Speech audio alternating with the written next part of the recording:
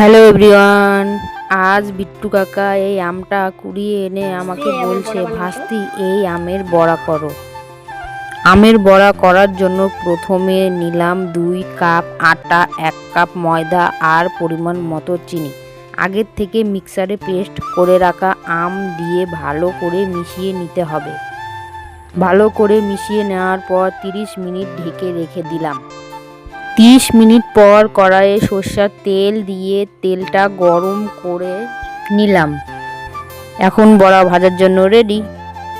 বড়াগুলো হালকা লাল হয়ে গেলেই নামিয়ে নিলাম। ব্যাস, আমের বড়া রেডি। তোমরাও একদিন বাড়িতে এইরকম করে রান্না করে খেও। বুঝতেই পারবে না যে এটা আমের বড়া খাচ্ছি নাকি তালের বড়া খাচ্ছি।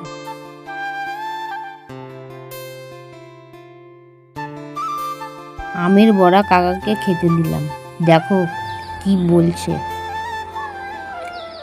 দারুণ।